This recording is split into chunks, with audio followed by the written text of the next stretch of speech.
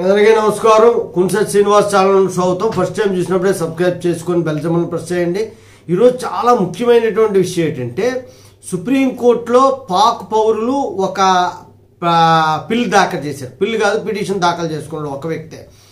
సుప్రీంకోర్టులో ఏమని దాఖలు చేశారంటే, పహల్గామ్ దాడి తర్వాత భారత ప్రభుత్వం ఒక చర్యలు తీసుకుంది. ఏమనంటే, పాక్ పౌరులు ఎవరైతే ఉన్నారో వాళ్ళ దేశాలకు వెళ్ళిపోవాలని చెప్పి. అలాంటి సందర్భంలో కర్ణాటక బెంగళూరుకి చెందినటువంటి ఒక అతను, మా కుటుంబ సభ్యులతో పాటు ఇక్కడే ఉంటాము, మాకు ఇక్కడ ఆధార్ కార్డులు వచ్చాయి, పాస్పోర్ట్ వచ్చేసింది, అన్నీ వచ్చాయి కాబట్టి మేము ఇక్కడే ఉంటాము, మమ్మల్ని తగిలే వద్దని చెప్పేసి సుప్రీంకోర్టుకి వెళ్ళాం. సుప్రీంకోర్టు ఏం చెప్పిందంటే, మేము ఆర్డర్ ఇచ్చే వరకు కూడా వాళ్ళని బలవంతంగా బహిష్కరించవద్దు, వాళ్ళపై చర్యలు తీసుకోవద్దు అని చెప్పి సుప్రీంకోర్టు చెప్పింది.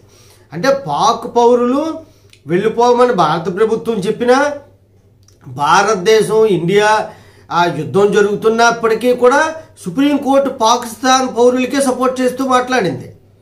ఇప్పుడు కూడా భారతదేశంలో ముస్లింలకి పాక్ ప్రజలకి బంగ్లాదేశీయులకి ఇచ్చినంత సపోర్టు హిందువులకు కానీ ఇండియన్స్కి కానీ సుప్రీంకోర్టు ఇవ్వలేదు. చాలా జడ్జిమెంట్లు చూడండి. ఒక ముస్లిం ఆమె, నేను ఎక్కడ అయ్యప్ప స్వామి గుడికి వెళ్తానంటే నువ్వు వెళ్ళొచ్చని జడ్జిమెంట్ ఇచ్చింది. లేడీస్ వెళ్ళకూడదంటే లేడీస్ అందరూ వెళ్ళొచ్చని జడ్జిమెంట్ ఇచ్చింది సుప్రీంకోర్టు. అలాంటి జడ్జిమెంట్లు ఇస్తుంది తప్ప, అదే దర్గాకి ముస్లింల్ని ఉమెన్ని ఎలా చేయాలి అని అంటే మళ్ళీ దాని మీద ఇప్పటివరకు జడ్జిమెంట్ ఇవ్వలే.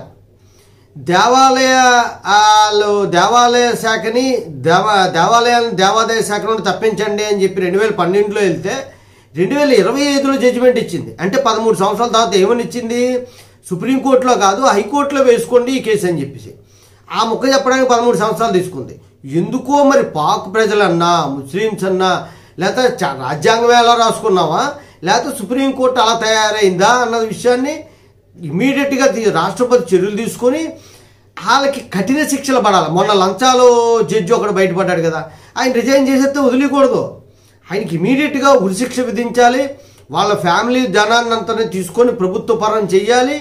అలా ఆయన చదువుకున్న చదువులు, వాళ్ళ తాలూకా కుటుంబం చదివిన చదువులన్నీ కూడా వెనక్కి తీసుకోవాలి.